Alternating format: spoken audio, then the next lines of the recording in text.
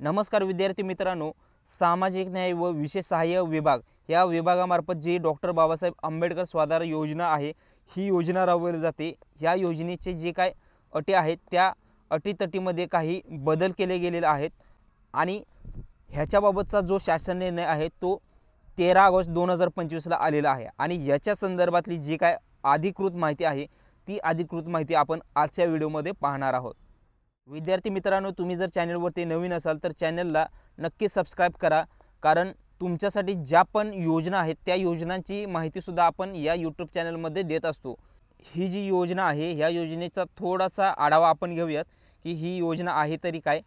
तर सामाजिक न्याय आणि विशेष सहाय्य विभागातील जे शासकीय वसतिगृह आहे ह्याच्यासाठी तुम्हाला लाभ घ्यायचा असेल ह्याचा, तर त्यासाठी तुमची पात्रता काय आहे, तर तुम्हाला अनुसूचित जाती आणि नवबद्ध प्रवर्गातील जे 11वी 12वी तसेच 12वी नंतरचं जर शिक्षण घ्यायचं असेल तर मग ते शिक्षण कुठलं व्यावसायिक असू द्या किंवा बिगर व्यावसायिक असू द्या, तर ह्या व्यावसायिक किंवा बिगर व्यावसायिक अभ्यासक्रमामध्ये प्रवेशित विद्यार्थ्यांना पुढील शिक्षण घेता यावे ह्यासाठी त्यांचं जेवणाचा भत्ता असू द्या किंवा निवास असू द्या, म्हणजेच वसतिगृह असेल किंवा इतर शैक्षणिक सुविधा असतील, तर ह्या विद्यार्थ्यांना सुविधा मिळाव्या ह्यासाठी उपलब्ध, आणि ह्या काय फक्त मंडळच उपलब्ध करून देणार नाही। अगोदर कसं होतं, ह्या सुविधा त्यांच्याकडे होत्या, पण आता विद्यार्थ्यांना स्वतः उपलब्ध करून घेण्यासाठी हा महत्त्वाचा विषय आहे की विद्यार्थ्यांना स्वतः उपलब्ध करून घेण्यासाठी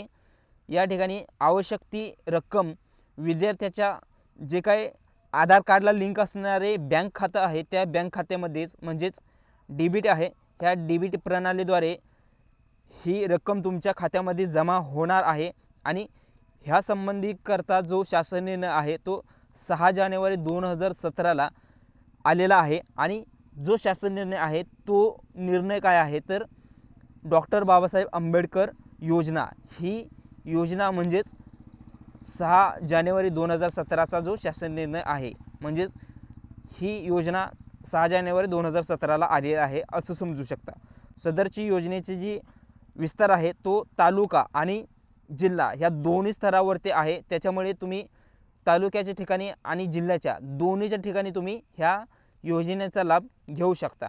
व्यवस्थितपणे माहिती समजून घ्या की सदर योजनेचा विस्तार तालुका स्तरावरती करणे तसेच योजनेतील अटी व शर्ती हे सामाजिक न्याय विभाग शासन निर्णय जो काय 2024 आहे ह्याच्यामध्ये सुधारणा करण्यात आलेल्या आहेत। आता आपण जी माहिती पाहिली ती फक्त ह्या योजनेचा फक्त एक आढावा होता। जो काय शासन निर्णय आहे किंवा जे अटीतटी आहेत त्या अटीतटी काय आहेत ते आपण आता पाहूयात। तर या ठिकाणी डॉक्टर बाबासाहेब आंबेडकर स्वाधार योजनेकरता जी विद्यार्थी आहेत ते पुढच्या शिक्षणासाठी जर शहराच्या किंवा तालुक्याच्या ठिकाणी, म्हणजेच ह्या दोन्ही ठिकाणचा तो विद्यार्थी रहिवासी नसावा। हे सगळ्यात महत्त्वाची अट आहे की तुम्ही जर शहरात असाल किंवा तालुक्याच्या ठिकाणी राहत असाल तर तुमच्या ठिकाणी, म्हणजेच तुमच्या तालुक्याच्या ठिकाणी किंवा शहराच्या ठिकाणी जर हे वसतिगृह असेल तर तुम्ही तिथं ह्या योजनेचा लाभ घेऊ शकत नाही आहे, म्हणजेच शहराच्या किंवा तालुक्याच्या ठिकाणचे तुम्ही रहिवासी नसावा। आता ही गोष्ट व्यवस्थितपणे समजून घ्या की जो जुना शासन निर्णय आहे म्हणजेच 26 डिसेंबर 2024चा, तर ह्याच्यामध्ये ही अट होती, पण आता आज जो शासन निर्णय आलेला आहे ह्याच्यानुसार ही अट कॅन्सल करण्यात येत आहे। सो इथून पुढे तुम्ही जर शहराच्या ठिकाणी किंवा तालुक्याच्या ठिकाणीचा रहिवासी असाल तर तुम्हाला या योजनेचा लाभसुद्धा घेता येतो। यानंतर दुसऱ्या ज्या अटीतटी आहेत त्या काय आहेत, तर डॉक्टर बाबासाहेब आंबेडकर स्वाधार योजनेकरता संदर्भातील जे शासन निर्णय आहे ते विहित करण्याच्या ज्या अटीतटी आहेत त्या पूर्वीप्रमाणेच असणार आहेत। म्हणजेच आता हा जो 1 नंबरचा पॉईंट सांगितला, हा जो बदल आहे हा बदल कायम असेल आणि ह्याच्या अगोदरचे म्हणजेच 26 डिसेंबर 2024चा जो शासन निर्णय आहे त्याच्यामध्ये ज्या अटीतटी आहेत ह्या अटीतटी कायम राहणार आहेत।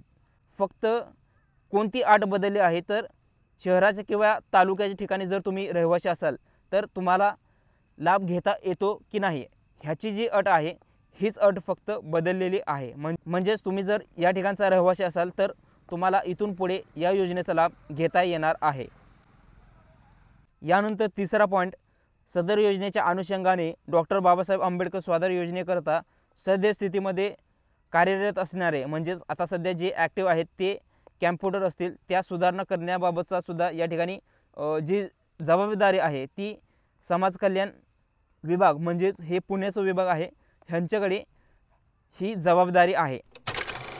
तर अशा पद्धतीने 13 ऑगस्ट 2025चा शासन निर्णय होता आणि ह्यामध्ये फक्त एकच अट बदललेली आहे आणि सगळ्या अटी जशाच्या तशा आहेत। सुधारित शासन निर्णयानुसार ही योजना नेमकी काय आहे, लाभार्थी कोण आहेत, अटी काय आहेत, ह्याची जर अधिकृत माहिती तुम्हाला पाहिजे असेल तर हा व्हिडिओ तुम्ही पाहू शकता।